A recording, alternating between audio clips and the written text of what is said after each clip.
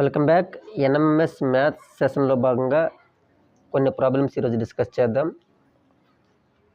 First question, if a plus b equal to 7, b plus c equal to 10 and c plus c equal to 11, then what is the value of a or what is the value of b and what is the value of c? ఇలాంటి ప్రశ్నలు అడిగేటప్పుడు మరి ఎలా solve చేద్దాం ఒకసారి చూడండి.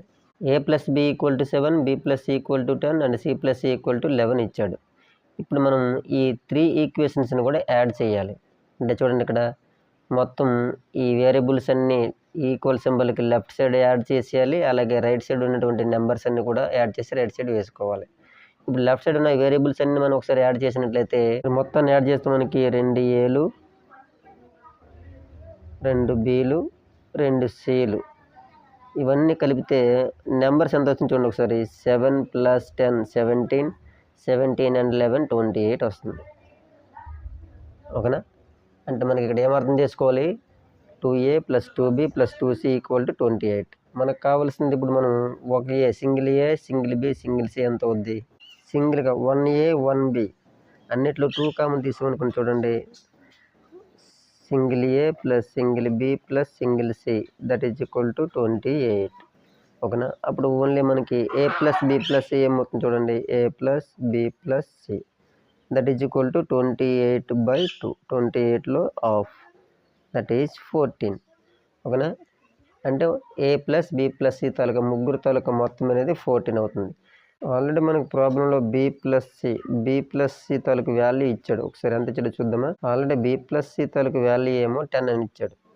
అప్పుడు మీరు చూడండి, a plus b plus C that is equal to ఎంత అవుద్ది. ఆల్రెడీ మనకి a plus b plus C equal to 14 కదా. అందులో మరి ఈ b ప్లస్ సి తాలూకు వాల్యూ మనకి 10 అని తెలిసిపోయింది కదా. మరి అప్పుడు a అనేది ఎంత అవ్వాలి, ఈ 14లో నుంచి మనం 10 మైనస్ చేయాలి దట్ ఈజ్ ఈక్వల్ టు 4. కాబట్టి a వాల్యూ ఎంత 4. అదే మనకి b వాల్యూ అడిగాడు అనుకోండి, a ప్లస్ b ప్లస్ సిలో నుంచి a ప్లస్ సి వాల్యూ తీసేయాలి. అదే c వాల్యూ అడిగాడండి, a ప్లస్ b ప్లస్ సిలో నుంచి మనకి a plus b value minus చేయాలి. సో కాబట్టి మనకి ఆప్షన్ ఏమవుతుంది, ఆప్షన్ మనకి ఏ వాల్యూ అడిగాడు కాబట్టి a ఈక్వల్ టు 4. కాబట్టి option B correct answer. Next, the periodicity of 5/11 is how much? Here given 4 options. ఈ పీరియాడిసిటీ ఎలా ఫైండ్ అవుట్ చేస్తాం ఒకసారి చూడండి. మనకి ప్రాబ్లంలో 5/11 ఇచ్చాడు కదా, దాన్ని మనం ఇప్పుడు డెసిమల్ ఫ్రాక్షన్గా మార్చిపోతున్నాం. అంటే 11తో 5ని డివిజన్ చేయాలి. మనకు తెలుసు. సో 11 కంటే 5 చిన్నది కాబట్టి మనం ఒక 0 పాయింట్ పెట్టుకుంటే, సో 50, 11 4 44, 50లో నుంచి మనం 44 మైనస్ చేస్తే 6. సో వన్స్ ఒకసారి పాయింట్ పెట్టుకున్నాం కాబట్టి మరో 0 పెట్టుకోవచ్చు ఇక్కడ. 11 5 55, 60లో నుంచి 55 తీస్తే మనకి 5, మళ్ళీ 0ని యాడ్ చేసుకుంటే 50, 11 4 11 4 44, మళ్ళీ మైనస్ చేస్తే 6, సో మళ్ళీ 0, 11 5 55. ఒకసారి మనం అబ్జర్వ్ చేయండి, 0.4545 అలాగా కంటిన్యూగా వస్తూనే ఉంటుంది. సో ఇది ఒక రికరింగ్ డెసిమల్ అనమాట. సో అయితే ఇప్పుడు మనకు కావాల్సింది ఏంటి ఇక్కడ, ఫస్ట్ ఆఫ్ ఆల్ పీరియాడిసిటీ.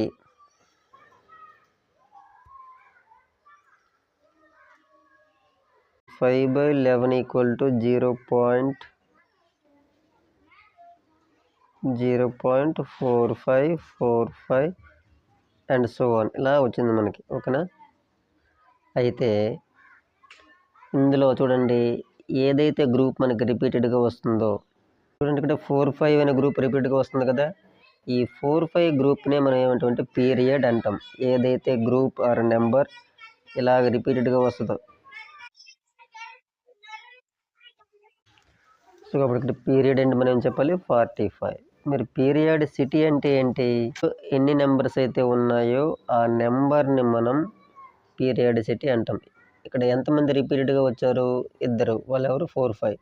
ఈ 4-5 2 నెంబర్స్ కాబట్టి ఈ 2ని మనం పీరియాడిసిటీ అంటాం. సో మనకు అడిగింది పీరియడా పీరియాడిసిటీయా? పీరియడ్ అడిగితే 45 అని రాస్తాం ఈ లెక్కకి. పీరియాడిసిటీ అన్నాడు కాబట్టి 45లో 2 నెంబర్స్ ఉన్నాయి కాబట్టి ఆన్సర్ ఈజ్ 2. సో మనకి 5/11 యొక్క పీరియాడిసిటీ అన్నాడు కాబట్టి మనకి answer 2. So option B is correct answer.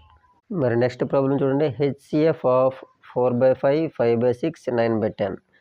ఇక్కడ హెచ్సిఎఫ్ ఎవరికి అడుగుతున్నాడు? ఫ్రాక్షన్స్ యొక్క హెచ్సిఎఫ్, మామూలుగా హోల్ నెంబర్స్ తాలూకా హెచ్సిఎఫ్ కాదు. అయితే మరి ఈ ఫ్రాక్షన్స్ యొక్క హెచ్సిఎఫ్ ఎలా కడుతున్నామో చూడండి జాగ్రత్తగా. నెక్స్ట్ మరి ఈ ఫ్రాక్షన్స్కి హెచ్సిఎఫ్ ఎలా కడుతున్నామో ఒకసారి గుర్తుపెట్టుకోండి. ఎప్పుడైనా సరే మనకి ఫ్రాక్షన్స్ ఇచ్చేటప్పుడు వాటికి హెచ్సిఎఫ్ కట్టాలంటే ఆ న్యూమరేటర్స్ అన్నిటి చూడండి. HCF of N means numerators, HCF of numerators by LCM of denominators D. అంటే ఎన్ని ఫ్రాక్షన్స్ ఇచ్చుకునేవ్వండి వాటన్నిటికీ హెచ్సిఎఫ్ కావాలంటే సింపుల్గా మనం ఏం చేయాలి? వాటి న్యూమరేటర్స్కి అన్నిటికీ హెచ్సిఎఫ్ కట్టేయాలి, వాటి డినోమినేటర్స్ అన్నింటికి కూడా మనం ఎల్సిఎం కట్టాలి. సో మనకి ఇప్పుడు ఇచ్చిన ఫ్రాక్షన్స్ ఏంటో తీసుకుని వాటన్నింటికి న్యూమరేటర్లకేమో హెచ్సిఎఫ్ కడదాం, డినోమినేటర్లకేమో ఎల్సిఎం కడదాం. ఓకేనా?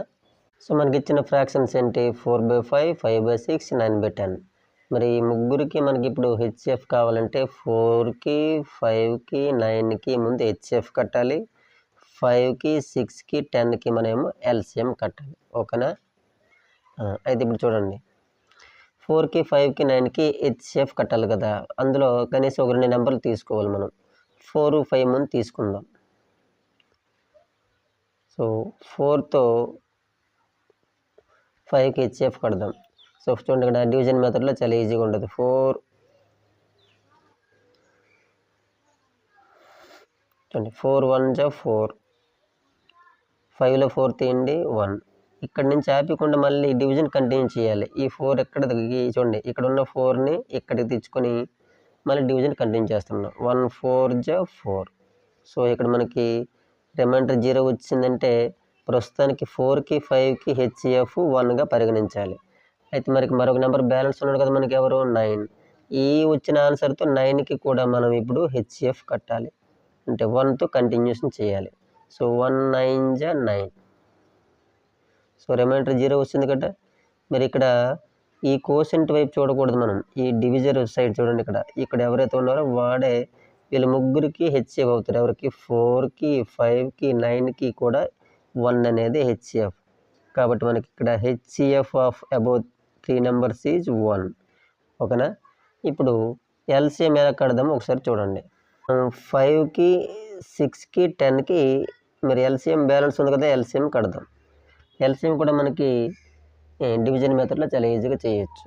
5, 6, 10 ఈ 3 కూడా ఏమైనా ఒకే టేబుల్లో ఉంటే అది కామన్ టేబుల్ తీసుకోవచ్చు. మరి ఈ 5, 6, 10 ఒకే టేబుల్లో మనకి ఉండవు. అట్లీస్ట్ ఒక 2 నెంబర్స్ అయినా 5 టేబుల్ తీసుకున్నాం అనుకోండి. చూడండి, 5 టేబుల్లో 5 ఉంటాడు, 10 ఉంటాడు కాబట్టి. సో 5 1 జా 5. 5 టేబుల్లో 6 లేనప్పుడు వాటిని అలానే దించుకోవాలి. 5 ఎంతలా 10, 5 2 జా 10. మళ్ళీ అగైన్ ఒకసారి చూసినట్లయితే 2, 6 ఈ రెండు కూడా మనకి 2 టేబుల్లో ఉంటాయి కదా. సో 2 టేబుల్ ఇక్కడ తీసుకోవాలి. 2 1 జా 2, అలాగే 2 3 జా 6, 2 1 జా 2. ఇప్పుడు మనకి ఎల్సిఎం ఏమవుతుంది? అన్నిటి యొక్క ప్రొడక్ట్ తీసుకోవాలి. చూడండి, వీళ్ళిద్దరికి 5 2 జా 10, 10 3 జా 30. సో కాబట్టి ఎల్సిఎం ఎంత? 30.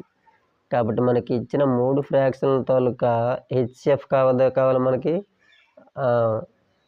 5. చూడండి, 4/5కి, 5/6కి, 9/10కి హెచ్సిఎఫ్ కావాలంటే అప్పుడు ఏం చేయాలి? 4కి, 5కి, 9కి వచ్చినటువంటి హెచ్సిఎఫ్ పైన వేసుకోవాలి న్యూమరేటర్ ప్లేస్లో. ఆల్రెడీ ముందు మనం చేసాం. హెచ్సిఎఫ్ ఎంత వచ్చింది మనకి? 1. అలాగే వీటి ఎల్సిఎం ఎంత మరి? 30. సో కాబట్టి ఆన్సర్ మనకి 1/30 అవుతుందన్నమాట. సో మనకి answer 1/30 option A is correct. Next problem, which of the following is terminating? ఈ 4 ఆప్షన్స్లో ఏది టెర్మినేటింగ్గా మనకి అడిగాడు, అది ఎలా సాల్వ్ చేస్తున్నాం ఒకసారి చూడండి. ఇంతకీ అసలు టెర్మినేటింగ్ డెసిమల్ అంటే ఏంటి, నాన్ టెర్మినేటింగ్ డెసిమల్ అంటే ఏంటి మనం తెలుసుకుందాం. 1/2ని మనం ఫ్రాక్షన్గా మార్చామనుకోండి. ఫ్రాక్షన్గా మార్చిన అర్థం ఏంటి? 1ని 2తో డివిజన్ చేస్తే మనకి ఆన్సర్ ఎంత వస్తుందమ్మా? 0.5 వస్తుంది. అదే 1ని 3తో డివిజన్ చేసామనుకోండి, పాయింట్స్లో అలాగా డివిజన్ కంటిన్యూ చేస్తే సో 0.333333 అండ్ సో అని అలాగ వస్తూనే ఉంటుంది కదా. సో ఇక్కడ ఈ ఆన్సర్కి కంపేర్ చేయండి. 0.5 అనేది అక్కడితో ఆగిపోయింది, అంటే టెర్మినేట్ అక్కడితో తగ్గిపోయింది అనమాట. బట్ 1/3 యొక్క ఆన్సర్ అనేది 0.3333 అలా వస్తూనే ఉంటుంది. ఇది నాన్ టెర్మినేటింగ్. సో ఇది టెర్మినేటింగ్, ఇది నాన్ టెర్మినేటింగ్. అయితే మనకి ఇచ్చిన ప్రాబ్లంలో వీటిలో ఎలా ఆగిపోయే డెసిమల్ అనమాట. 0.5 లాగా ఏదైతే టెర్మినేటింగ్ అయిపోతుందో ఆ టెర్మినేటింగ్ అయిపోయే డెసిమల్ ఎవరిని అడిగాడు అనమాట. మరి ఎలా ఫైండ్ అవుట్ చేస్తాం చూడండి.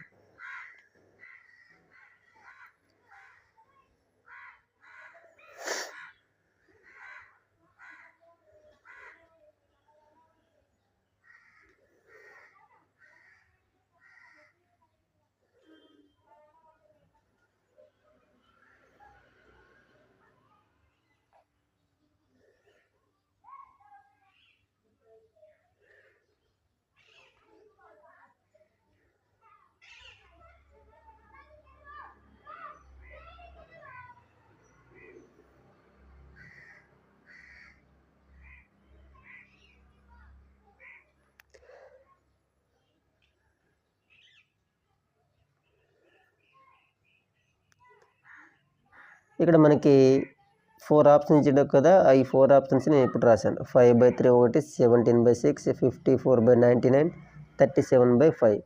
అయితే ఇక్కడ మనం డివిజన్ చేయకుండా కూడా మనం ఏది టెర్మినేటింగ్ ఏది నాన్ టెర్మినేటింగ్ కూడా చెప్పొచ్చు అనమాట. మరి డివిజన్ చేయకుండా ఎలా చేయాలంటే ఫస్ట్ ఆఫ్ ఆల్ మనం చేయాల్సిన పని ఏవైతే ఆప్షన్స్లో ఆ ఫ్రాక్షన్స్ ఇస్తాడో ఆ ఫ్రాక్షన్స్ని సింప్లెస్ట్ ఫార్మ్గా మార్చుకోవాలి. అంటే ఫర్ ఎగ్జాంపుల్ ఇక్కడ 5, 3 ఉన్నాయి. వీళ్ళిద్దరు ఏదైనా టేబుల్లో ఉంటే వాటిని మనం క్యాన్సిల్ చేయాలి. 5, 3 వన్ టేబుల్ తప్ప మరి దేంట్లో ఉండవు కాబట్టి ఇది ఆల్రెడీ సింప్లెస్ట్ ఫార్మ్గా ఉన్నట్లే, అది 5/3గానే ఉంటుంది. అలాగే 17/6 కూడాను ఆ 2 నెంబర్స్ కూడా ఒక 1 టేబుల్లో తప్ప మరి ఎక్కడ కామన్గా మరి ఏ టేబుల్లో ఉండవు కాబట్టి రెండు నెంబర్లు కూడా ఉండాలి. సో అలా లేవు కాబట్టి అది కూడా సింప్లెస్ట్ ఫార్మ్లోనే ఉంది. అలాగే 54/99 ఉంది కదా, ఈ 54/99 కూడాను ఒకసారి మనం చెక్ చేసుకుంటే వీళ్ళిద్దరు కూడా 9 టేబుల్లో ఉంటారు చూడండి. 9 6 జా 54, 9 11 జా 99. చూసారా, 9 6 జా 9 11 జా. ఇప్పుడు ఈ విధంగా మనం సింప్లెస్ట్ ఫార్మ్గా మార్చాం. అలాగే 37/5 కూడా 37/5 కూడా 1 టేబుల్లో తప్ప మీరు ఎక్కడ వాళ్ళిద్దరూ ఉండరు అనమాట. ఇప్పుడు ఇవన్నీ కూడా సింప్లెస్ట్ ఫార్మ్గా మారే కదా.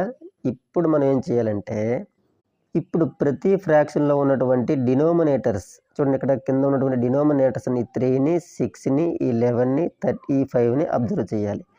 మనకి terminating decimal non terminating decimal అనేది ఈ డినోమినేటర్స్ మనకి హెల్ప్ చేస్తాయి. ఎలాగా, ఏదైనా సరే ఒక ఫ్రాక్షన్ సింప్లెస్ట్ ఫార్మ్గా మార్చిన తర్వాత దాని డినోమినేటర్లో చూడండి గుర్తుపెట్టుకోవాలి, అన్ని 2s అలాగే అన్ని 5s లేదా 2 and 5s కాంబినేషన్. అన్నీ చూడండి, అక్కడ అన్ని 2లు ఉన్న పర్వాలేదు, 5s ఉన్న పర్వాలేదు, 2 and 5 కాంబినేషన్ ఉన్న పర్వాలేదు. అవి తప్ప ఏ ఇతర కారణాంకాలు అందులో చేరాయి అనుకోండి, అది మనకి టెర్మినేటింగ్ కాదు. ఫర్ ఎగ్జాంపుల్ ఇక్కడ 3 ఉంది, ఇక్కడ 5/3లో 3 ఉంది కదా, ఇది నన్ అదర్ దెన్ 2 and 5. 5 కాకుండా 3 వచ్చి చేరింది కాబట్టి ఇది టెర్మినేటింగ్ కాదు. అలాగే 17/6లో మరి 6ని మనం ఎలా రాయొచ్చు, 2 and 3 తాలూకా ప్రొడక్ట్గా రాయొచ్చు. 2 ఉంది ఓకే, బట్ 3 అనేది చేరింది కాబట్టి ఇది కూడా టెర్మినేటింగ్ కాదు. అలాగే 11 మనకి కావాల్సినటువంటి 2, 5లో 6 ఉండాలి తప్ప 11 అనేది కూడా మనకు అవసరం లేదు కాబట్టి ఇది కూడా టెర్మినేటింగ్ కాదు. సో ఇక్కడ లాస్ట్ ఆప్షన్ 37/5లో మనకు కావాల్సినటువంటి ఆప్షన్ 5 ఉంది కదా, సో కాబట్టి ఇది టెర్మినేటింగ్ అవుతుందన్నమాట. సో టెర్మినేటింగ్ డెసిమల్ అనేది గుర్తుపెట్టుకోవాలంటే మరొకసారి వినండి. ఇచ్చిన ఫ్రాక్షన్స్ని సింప్లెస్ట్ ఫార్మ్గా ఎలా మార్చుకున్న తర్వాత డినోమినేటర్ ప్లేస్లో ఉన్నటువంటి ప్రతిదాన్ని ప్రొడక్ట్ ఆఫ్ ప్రైమ్గా రాసుకోవాలి. 3 అది 1 3 జా 3గా 3గా ఉంటుంది. 6 2 3 జా 11 11, 5 5. ఆ ప్రొడక్ట్ ఆఫ్ ప్రైమ్ నెంబర్స్లో అన్ని 2s అయినా ఉండాలి లేదా అన్ని 5s అయినా ఉండాలి. 2 and 5 ఇద్దరు కూడా ఇంటూలో ఉన్నా పర్వాలేదు. అలా కాకుండా ఇతర కారణాంకాలు వచ్చి చేరితే అది టెర్మినేటింగ్ కాదు. కాబట్టి మనకి 37/5 అనేది ఆప్షన్ అవుతుంది కరెక్ట్ ఆన్సర్.